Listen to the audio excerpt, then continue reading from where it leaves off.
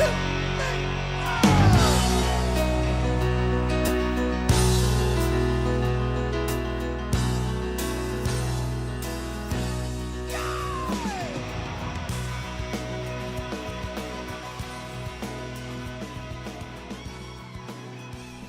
good morning. Welcome back to the Broadcast Retirement Network. I'm Jeff Snyder. This is BRN AM for Tuesday, November 29th, 2022. And our top story today, the importance of having an estate plan at any age. And joining me now to discuss this and a lot more, Linda Leeds is a certified financial planner with Peace of Mind Planning, Inc. Linda, it's great to see you. Thanks so much for joining us on the program this morning. I'm delighted to be here, Jeff. Thanks for asking me. And I certainly hope you had a great Thanksgiving. You know, kind of a lot of people have a long weekend, so hopefully you had a great Thanksgiving. Linda, we're coming up on the end of the year, and there's so many things that people need to think about, not only their holiday shopping, they've just thought about Thanksgiving, which unfortunately was probably a little bit more expensive than they wanted it to be. But you recently wrote a piece for the Gazette about estate planning. Let's start there. How important is estate planning at any age? Estate planning really is important at any age, Jeff, and you nailed it the way that you said it. Even if someone thinks, well, I don't have much, or I'm young, I'm just starting out, quite frankly, that can be very complicating if, as we laughingly say around here, you get hit by a beer truck and you're just not here anymore, or you get hit by a beer truck and you are disabled, meaning that somebody has to step in and do things for you, or if you're just not going to be around anymore, they need to settle your estate. And dying intestate, which is what they call it if you don't have a will or something that directs how to handle the final affairs, can be quite a problem. And not having someone who is authorized as a power of attorney to make healthcare decisions, someone who is authorized to make financial and legal decisions for you, can be a huge complication. And especially a lot of young adults think, oh, my mom and dad can do it. Well, if you're over the age of majority in your state, that can't happen. Sometimes doctors and banks and so forth will work with you, but they may have to go to court to have something put in place. It's just a big hassle for everybody involved, and it's not fair to the people you care about to do that. Yeah, because you're not going to be around.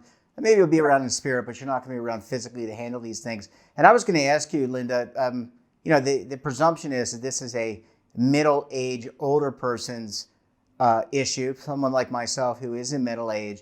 But really, you can have an estate plan, which I would think you would adjust over time as an adult, as an 18-year-old.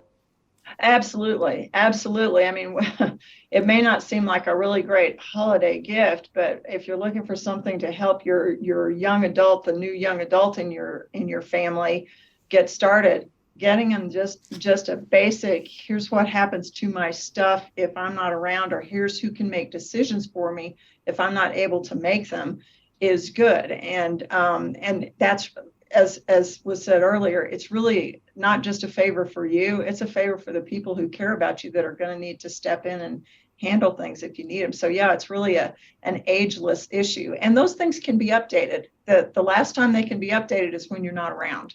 So if you're around, every 3 to 5 years, just looking at it, saying, is this something that I really want to do the way that I've got it set out, or do I want to make some changes, is not a bad idea too. Yeah, and this is more than the beneficiary designation. Many people may have a 401k, a 403b, they may have an IRA. You have to make some type of beneficiary designation. This is a lot more than that. Linda, where do you start? Obviously, you're someone who helps others with their financial planning and with their estate planning. And some people, an 18-year-old may not know where to start, and they've seen the commercials for LegalZoom and others. Where do I start if I don't have an estate plan in place, if I don't have a will? First place to start really is with, what do you want and who do you think you might want to do it? So before you either reach out to some of the online services or go to your parents' attorney or something like that, start thinking about who you want to do things and talk to those people. A lot of times a young adult may say, well, I want mom and dad to do that. That may be fine until they get to the point where mom and dad really need someone to handle their affairs and are not going to be around longer than the child is, the adult child. Also, there's the whole question of, well, should I ask my siblings? Maybe. That's a pretty big ask. If you're asking someone to handle your affairs, either because you can't and you're still around, or because you're not going to be around, it's not only a big logistical, lots to do ask, it's also a big emotional ask. Going through somebody's affairs if they're not around is emotional. Yeah. Last question before we go to a commercial break. I want to ask you, and in the second half of the show, I want to talk about the different components. But my last question, we live in a digital age now, so many of us have logins for our banking accounts, logins for our social media.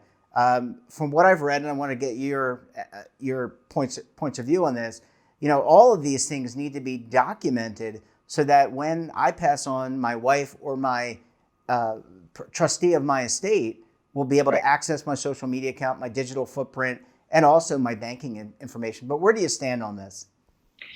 Absolutely. If you don't have the ability for people to get in online and manage things as they need to, you may be leaving yourself in the lurch.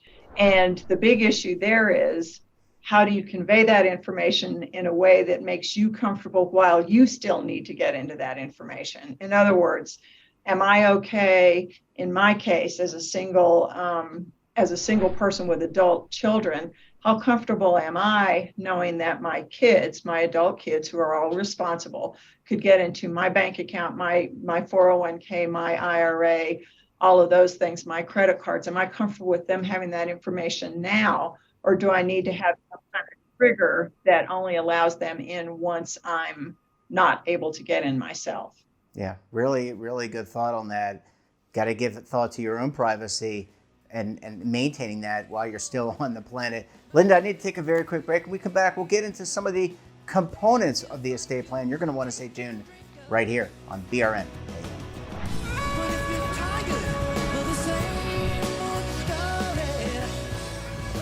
Imagine a new television network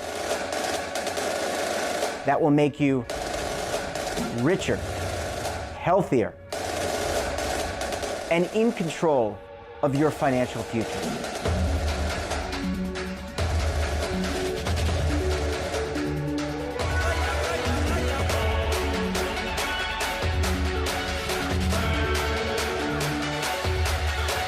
This network is for the policewoman in Nashville, Tennessee, the baker in Dubuque, Iowa, the teacher in Lexington, Kentucky.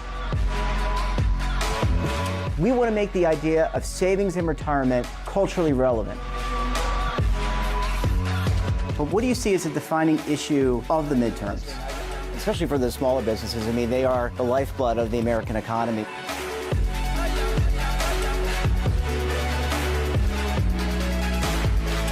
Featuring exclusive interviews, current affairs, and docuseries.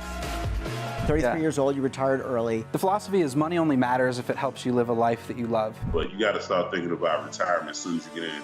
The Broadcast Retirement Network will drive very high engagement with premium partnerships. So this isn't retirement and savings for your parents or grandparents. This is for all Americans. And we're going to change the way you think about money.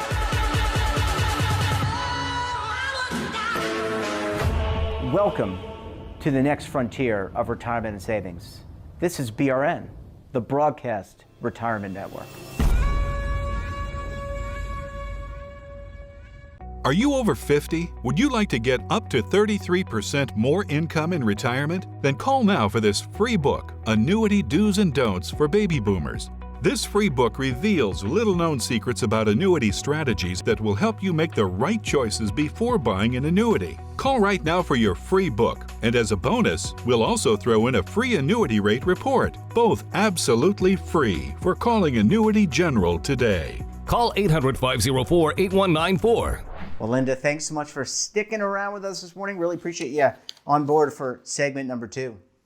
Happy to be here. Let's talk about some of the components of the estate plan. I think a lot of people are familiar with what is called a will, but just define that for us. And maybe let's start there, and then we can talk about some of the other documentation you may need. Okay.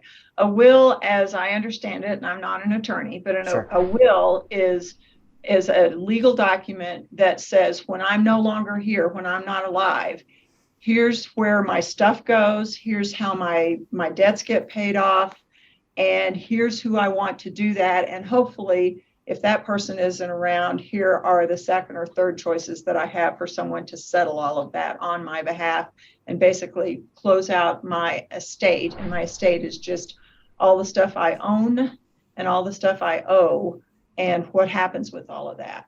It can also include little idiosyncrasies like who gets my pets and is there some financial allowance for that?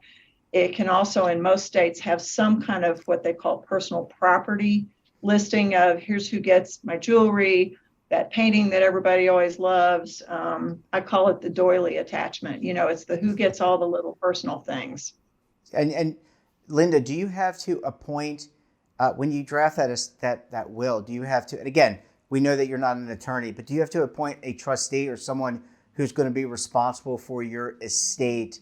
And I mean, if you're have a simple estate, kind of breaking that apart and following the letter of the law and the will to give that to the right beneficiaries. Yes, you do need to appoint someone or some institution. Some people will use a trust department or some financial institution like that. You do need to appoint someone, and it's really important to ask that person now while you're alive, are you willing and able to do this? And ideally, you have at least one, maybe two people behind that person that if they're not around or if they're not able or just if they're unwilling to do it at the time, that can be done. And you mentioned a trustee. Generally, if it's a straightforward will, depending on the state, it's either going to be a personal representative or an executor or executrix. If it's some of the states that are a lot more complicated in terms of probate, or if your situation is complicated, some kind of trust, either during your lifetime or that springs into being when you pass away is important, and then you're going to need a trustee. Same general duties, which are, here's what I want to happen, please make it happen. Linda, let's talk about the medical directive. This is something that I think people probably often overlook. The medical directive, what is it? Why do I need it?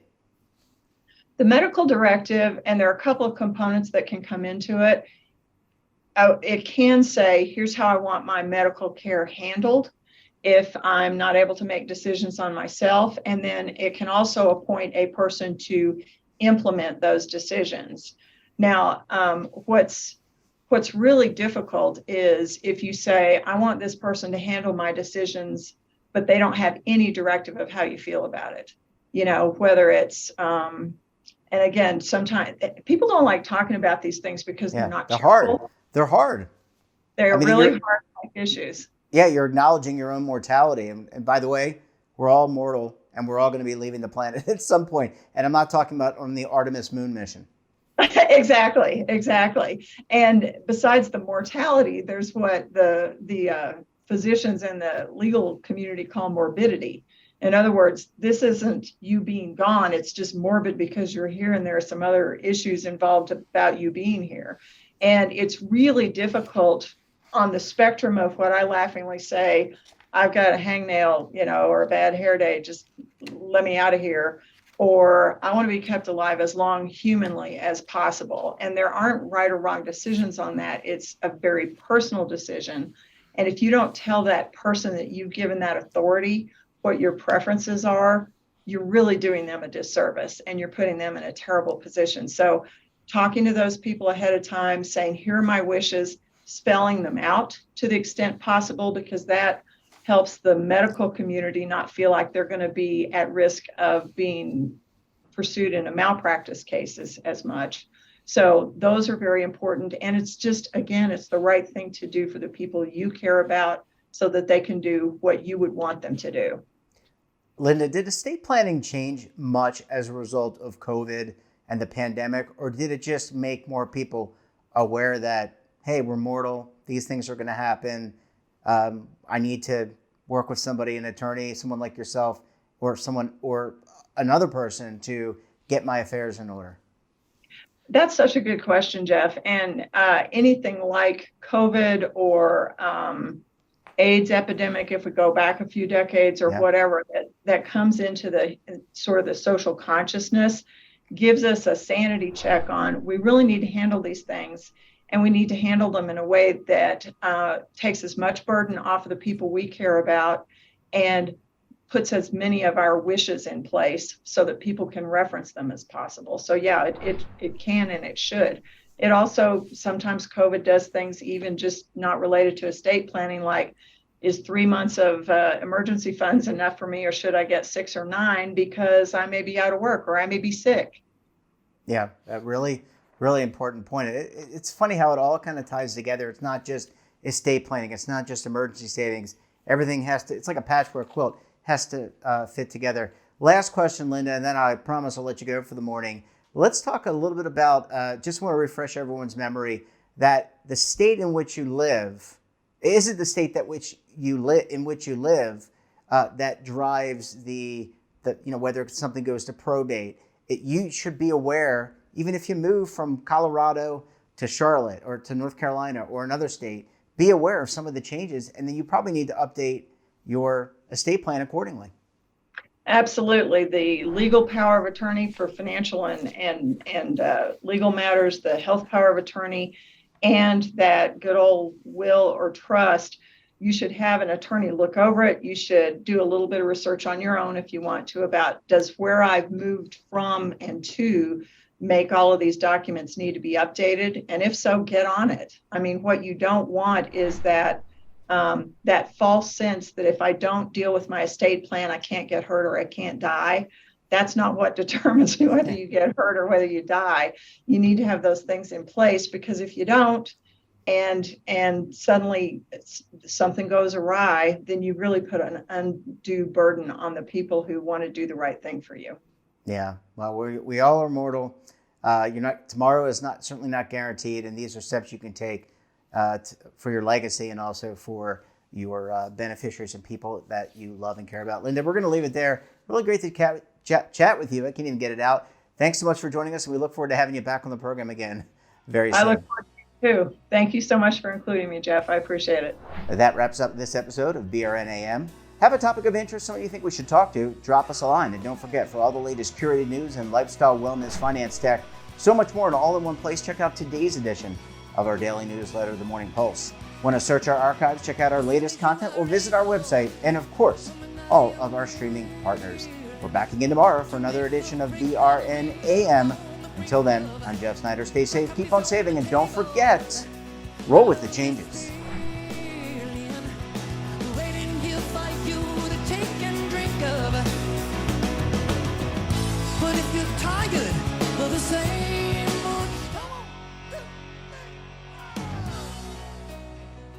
Now is your opportunity to co-create content around any topic on the first lifestyle and wellness network. Reach a global audience through our platform and co-own exclusive branded content.